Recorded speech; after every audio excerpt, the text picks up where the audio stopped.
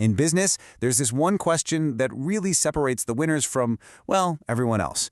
How do you keep winning when the world is constantly changing around you? In this explainer, we are going to unlock the system that makes all the difference. You know what I'm talking about, right? Some brands just seem to have a crystal ball. They always know what's coming next. Meanwhile, other huge, once dominant companies suddenly look like they're totally out of touch. So what is it? What do the winners see that the others miss? Well, here's the secret. It's not magic, and it is definitely not luck. It all comes down to having a system, a deliberate process for seeing, understanding, and then acting on what's happening in the world. So let's break down exactly how that system works. Okay, first things first, let's just appreciate the scale of the challenge here. Every single business today is operating in a marketplace that is just fundamentally unpredictable. Trying to navigate this without a system is like trying to sail through a hurricane without a compass. It's not going to end well. And this storm, it actually has a name: the marketing environment. Now, don't let the word marketing fool you. This isn't just about ads and social media. This is the entire universe of outside forces that can either make or break your company's ability to connect with your customers. So how in the world are you supposed to make sense of all that chaos? Well, smart marketers know you can't see everything at once. Instead, they use two very different lenses to bring the world into focus. One for what's right up close, and another for the really big picture.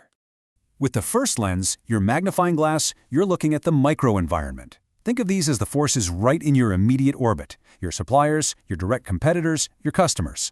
Now, you can't totally control them, but you can definitely influence and react to them. Then you switch to your telescope to look at the macro environment. These are the giant, unstoppable waves of change, huge shifts in technology, new government rules, big economic trends, and cultural shifts. You can't stop these waves, no way, but you can learn how to ride them. Okay, let's make this super concrete. We're going to follow an example of a computer manufacturer. For them, a classic microfactor would be if a key supplier, say the company that makes their microchips, suddenly jacks up its prices. That's an immediate, close-to-home problem. But a macro factor? That would be something like a brand new global regulation on recycling electronic waste. That's a huge, uncontrollable force that hits their entire industry. All right, so you're watching the world with these two lenses. But here's the thing. Just watching isn't enough. The real goal is to turn what you see into what you do. And that happens with a really simple but incredibly powerful three-step process. This is what separates the winners from the losers.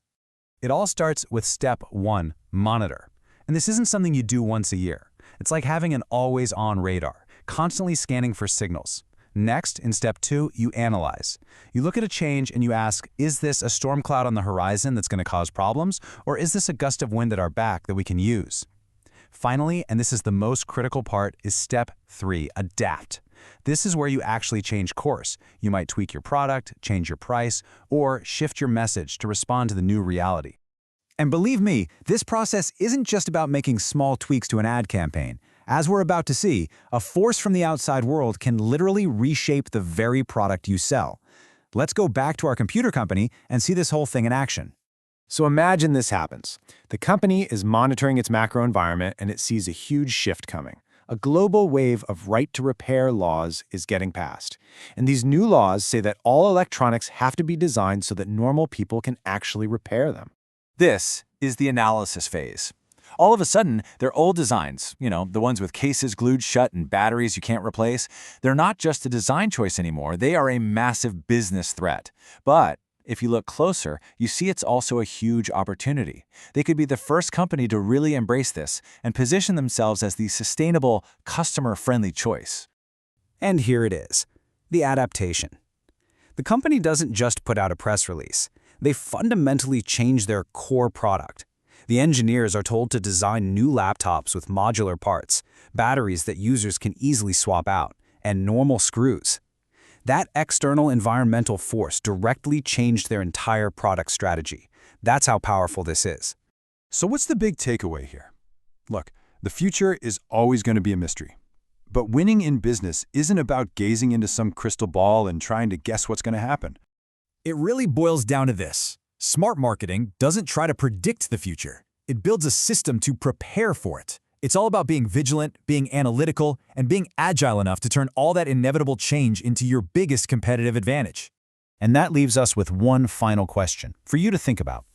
I want you to take out your own magnifying glass and your own telescope. What is the one change happening right now, maybe in technology or culture or a new regulation, that has the power to completely redefine your world in the next few years?